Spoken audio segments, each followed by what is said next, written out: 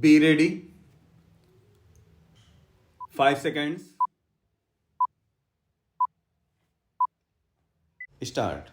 For state governments strapped for funds, unwilling on the one hand to raise additional taxes to meet mounting expenditure and unable because of constraints on their borrowing limits to borrow as much as they would like, raising money through government guaranteed bond issues has suddenly become an easy and apparently costless alternative.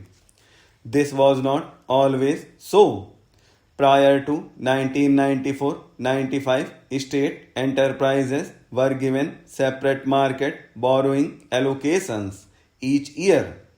Bonds issued under these allocations were guaranteed by the related state governments and were treated as eligible securities for maintenance of statutory liquidity ratio requirements by banks. The statutory liquidity ratio status meant they could mobilize funds even at relatively unattractive rates of interest. At the same time, the allocation of a specific limit on the amount that could be raised meant there was some limit to the extent to which state governments could issue guarantees.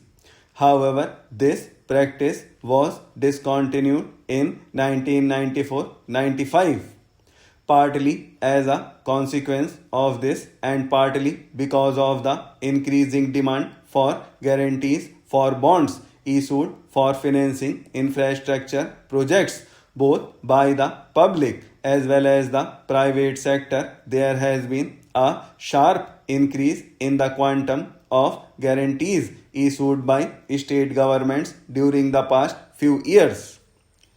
Precise figures are not available, but rough estimates by the Reserve Bank of India place the outstanding level of guarantees at rupees 40,000 crore in 1995-96, up from rupees 9,000 crore in 1990-91. In all likelihood, however, these figures understate the true extent of liabilities. This is because the cash budget system that state governments follow in drawing up their accounts does not take cognizance of contingent liabilities like guarantees. Audit reports of the civil accounts of state governments by the CAG do contain some information, but such information is often sketchy and incomplete.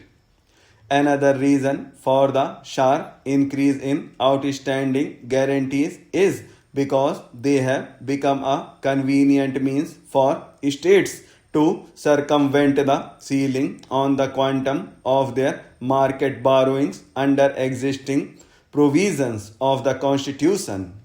Under Article 293 within bracket 3 of the Constitution, any borrowing by state governments requires prior concurrence of the center. Whenever there are any loans outstanding from the latter, in effect, therefore, state government cannot tap the market without the center's explicit approval. However, there are no such restrictions on the issue of guarantees. Article 293 within bracket 1 of the Constitution is quite specific. It permits state governments to give guarantees on the security of the consolidated fund of the state within the limits fixed by the state legislature. In practice, no state legislature has fixed any limit. The net result has been a sharp increase in the issue of guarantees, with state owned enterprises serving as a convenient front for the borrowing of exchequer. The standard practice is to have state owned entities issue bonds backed by the guarantee of the government concerned. This automatically improves their credit rating. Depending on the finances of the state, ratings may move up a notch or two, enabling funds to be mobilized both more easily and at a much lower rate of interest than if the market had been tapped on a stand-alone basis. Given the cash crunch faced by states because of their increasingly populist policies, it is not surprising, therefore, to find more and more states take to raising funds through guarantees. Audit reports of the CAG on the civil accounts of state governments are replete with such instances. The Himachal Pradesh State Electricity Board, for instance, is reported to have raised a sum of rupees 300 crore at the behest of state government highlighted in the CAG report 1995-96 for the state to enable it to tide over a financial crunch. Not only were the bonds backed by a state government guarantee, but even the payment of interest was authorized from the consolidated fund of the state. The Himachal Pradesh, mind you, is not an isolated instance. Other states are also guilty, though in varying degree. Meanwhile, with mounting pressure on infrastructure, governments are increasingly using guarantees to encourage the flow of funds into infrastructure projects. The contingent liability of the Maharashtra government for the Dabhol, Reliance and other power projects alone is estimated at rupees 4200 crore.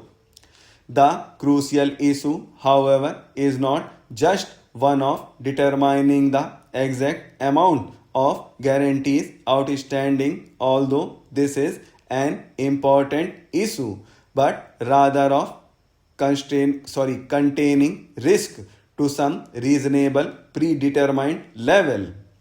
It is foolish to assume that contingent liabilities will not crystallize into actual liabilities. There is always a risk that guarantees may be invoked, and at a time when the state simply does not have the necessary resources. Sure, there is no immediate payout, but as the Rakesh Mohan Committee pointed out, guarantees generate future expected obligations. He stated clearly that he dissented from the last paragraph of the resolution, a very innocuous one, nevertheless with very considerable meaning. In fact, the whole resolution led up to this paragraph, the rest being a preamble. Therefore, he dissented from the very basis of the resolution. Coming forward with his amendment, he said that the effect of the resolution, if carried, would be undesirable.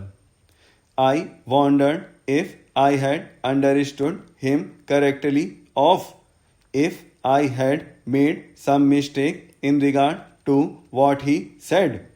Why, I asked the Prime Minister, from any point of view or from any approach, could the passage of the resolution possibly be undesirable? I have given thought to this matter, but I am quite unable to understand his reasoning. Therefore, it must be undesirable from some point of view of which I am not aware and which had nothing to do with the resolution. That is the conclusion I arrived at. I would put it to the distinguished assembly with respect and without meaning offense that this is a rather trivial way of dealing with this not only important question but vital question which is shaking the world by calling it an amendment of the resolution. I submit that we are discussing very important matters affecting this assembly and the world.